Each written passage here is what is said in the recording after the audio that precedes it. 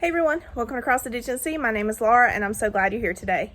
As many of you may be aware, Mother's Day is coming up on Sunday, and what a great time to work on the project over the next few days, making a beautiful gift for the mom in your life.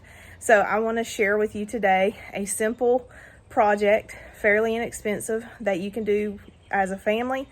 Kids can get in on it to make for the mom in your life.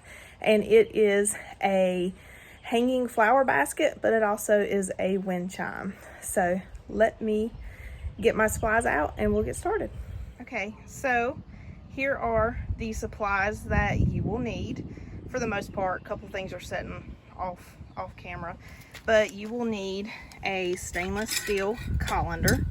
I picked this up from Walmart. I think it was like $5 or $6. You will need whatever you want your wind chimes to be. I picked up some stainless steel utensils. I thought these would be cute hanging down from there. I think they were like $4 or $5 as well. There's 4 in there. You'll need something to create a hanger with. So I have some chain here. I have some key rings, different sizes. I also have some already in here, which I'll show you that in just a minute. Then you will need spray paint, color of your choice. The other thing you'll need is some dirt, some pot and soil to put inside of the colander, and then whatever type of plant you want to put in there. Flowers, strawberries, something like that. That would be really pretty. And that's really all that you need to create this planter slash wind chime. One of the first things I did, I went ahead and put some key rings on the inside of my colander to create hooks. I guess you could call them hooks. Create something for me to attach my chain to. And you don't have to use a chain to hang the flower basket. You can use twine or whatever else you want to. You just want to make sure it's strong enough to hold the weight of the planter that you're making or the wind chime that you're making, and also that it'll stand up to the elements being outside. But I've used key rings. I feel like they will hold up pretty well, and I decided to go ahead and put the key rings on the planter before I painted it. That way I wouldn't scratch the paint trying to get them put in here. But I already have 3 in here.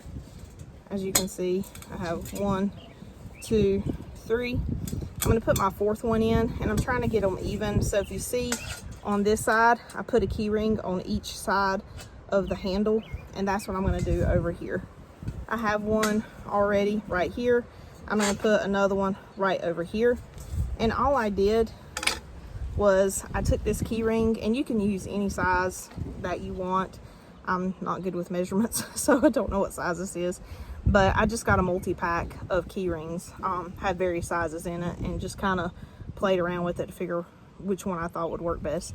But I just took the key ring, and these are little, I say these, but key rings in general are frustrating to most people. But all I did was I just took one end of it where the where you can first start kind of hooking in, and I just grabbed it and just pulled it out, like bent it out, so it would be easier to work with. And all I did, I'm going to try to do this on camera where you can see it, flip my bowl around here, is I tried to go even. So I'm going this side, and I'm just going to, there's 3 little holes right here in this line, and I'm just going to loop my key ring into this hole, the first one, and bring it out to the last one, and just loop it through. So I'm trying to do it where you guys can see. Just bringing it through, and then coming through the other side,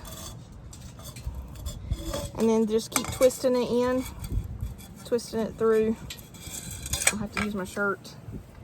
It's warm out here, so it's slipping through my hands. There we go. So it's in there, and all I'm going to do is pull it so to flip upwards, and then just kind of push that piece that I bent out, push it back in. And don't worry about this being a little bit of an eyesore, because you're going to fill this with dirt and so they won't be able to see it when you get done. Next step is painting. So I have my colander here on a little cafeteria tray that I use for starting seeds, but I have it upside down. We're not going to paint the inside or the top. We are just going to paint the outside of the bottom of it. And make sure when you are choosing a paint, a spray paint, choose one that I personally like paint and primer combos. And then also make sure you choose a spray paint that is made to adhere to metal and made for outdoors. So I have excuse me, I have this Rust-Oleum paint that I chose. I love blue. Blue's my favorite color. So I'm gonna give this a good shake, and I'm just gonna put some nice even coats of paint. I'll probably do 2 coats just to make sure everything is covered really well. Shaky shaky. So I have a nice even coat of paint on here. I forgot to take the tag off the bottom. That is like a thing I always do. So I'm gonna pull this off. How about that? I always, anytime I paint, I forget to take the tag off. It never fails. So I'm gonna cover that up real quick with paint. Excuse my poor camera angle. Cover that up real quick. I did not take the tag off. That's inside the pot. I can do that a little bit later. But this has a nice layer of paint on it. I'm gonna let it dry here in the sun for a little bit, put a second layer on it, and then we will finish assembling our wind chime part of the flower basket. So while you're waiting for your colander to finish drying, whether it's layer 1 or layer 2, you can go ahead and be working on assembling the wind chimes themselves. Like I said, I grabbed these stainless steel utensils. You could use actual like wind chime materials. You could use measuring spoons, anything you want to really to just hang down and kind of hit up against each other and make sounds. Any of that you can use. But what I am going to do is, I'm trying to sort my little key rings out. I have different sizes of key rings because I didn't know what sizes I would need, which sizes would work best. But what I'm going to do is I'm going to piece 2 of them together, and I'm going to take kind of the same size that I used earlier to do the inside fasteners, and then one size smaller, and I'm just going to put these together because I want my wind chimes to hang down a little bit further than what they traditionally would. And I'm just looping these together so I can loop them into the wind chime itself, into the kitchen utensils. And you can get, you can go a step further than me, and you can make them different lengths. You can add an extra key ring or 2 to each one, to make them hang unevenly. Like you see a lot of wind chimes, one is longer than the other. That's completely up to you if you want to go for that look. And what I'm going to do next, this is going to be kind of my in-between one. So between this one and the big ring that I'm going to put in the colander. So I'm going to hook my utensils to this key ring right here, I think. Nope. Well, I don't know. Hang on. I don't know if it'll be big enough. I might have to use the bigger one on these to see.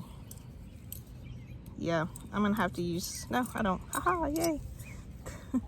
See, I just went through the top of my utensil, top of the handle, and just looped that, the bigger of the 2 key rings through it.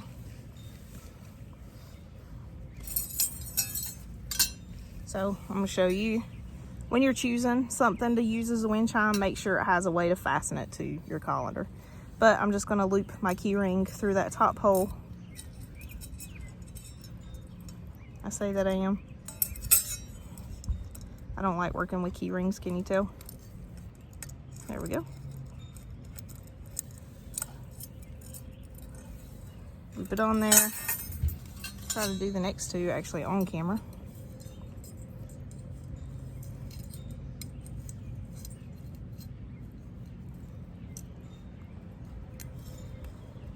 Just get it started. Loop it through the little hole here.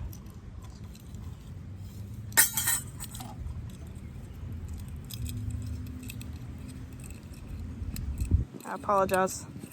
It's a little windy on camera.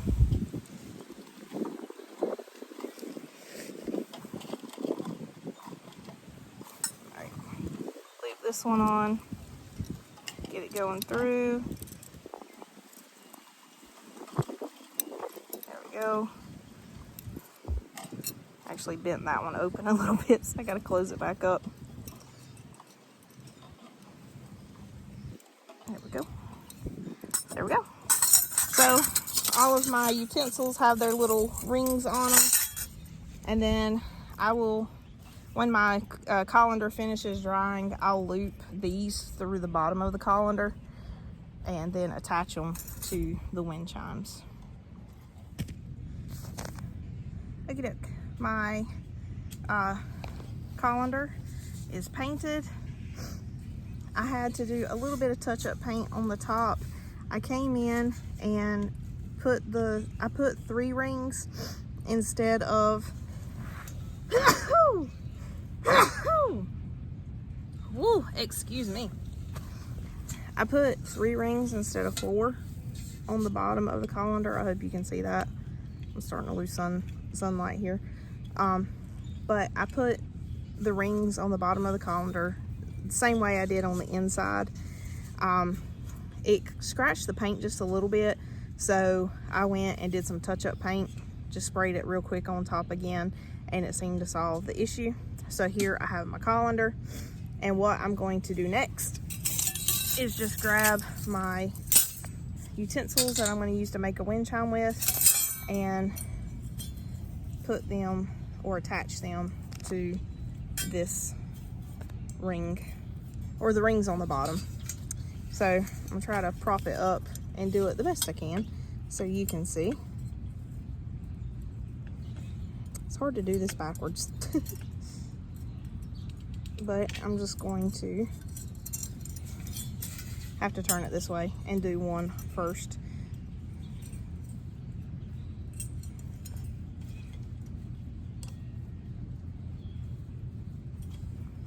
I have to have something to pull that little guy open just a little bit more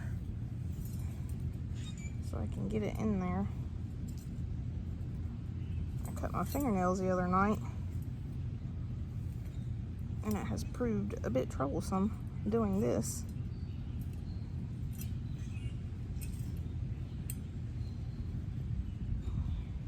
There we go.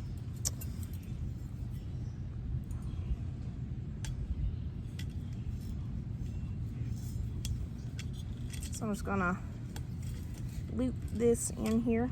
And if you want to, you can do like a sealer over the paint as well, like a I don't know, like a clear coat over top of it. That way it'll protect that paint just a little bit more. But I kind of like the tattered and torn look, like the weathered look of things outside.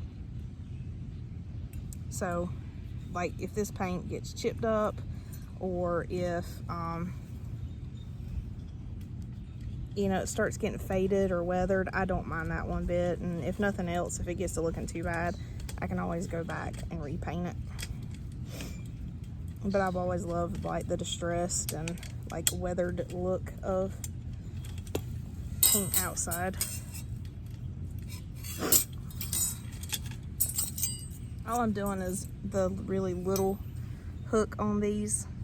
I'm just taking a key ring that I've already bent and just going in and opening it up just a little bit, bending it open like that so it won't tear my nails up, trying to hold it open and loop it through these key rings. I have a gardener's manicure, which is broken nails and dirt. So I'm not too worried about it, but I'm just trying to keep the broken part from being too bad. All right, I'll just kind of push those rings closed so that I bent open once I'm done. But now my utensils are hanging. So I'm just gonna spread these out, kind of starfish them, sit this on the bottom, and now we're gonna do our planter and then we'll be done. So in the top here, you want to put something on the inside that kind of helps to hold the dirt in a little bit. You can do like the cocoa core fiber basket inserts that you see in a lot of hanging baskets. It looks kind of like straw that's formed into a bowl. You can do something like that. I couldn't find any on like locally that was on their own, like by themselves without the hanging basket.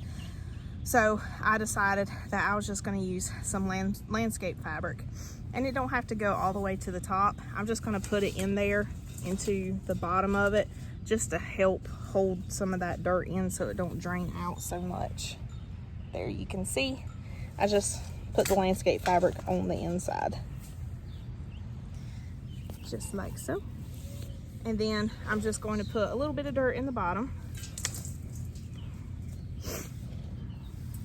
Not too much. And in the top, you can plant whatever flower you want to.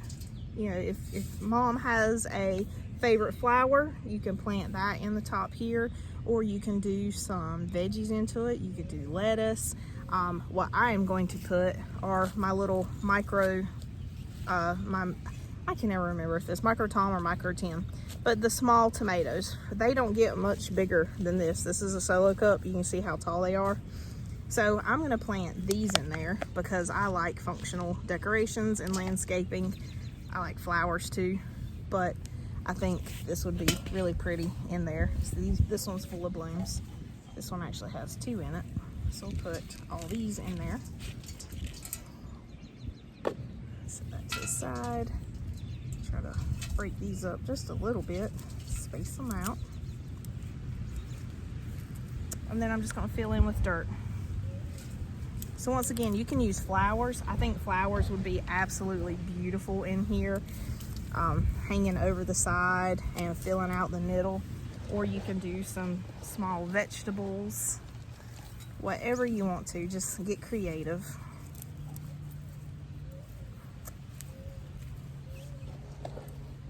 And I am a mom and I love handmade gifts from my kids, so I think that this would be super cool for my kid to give me for Mother's Day.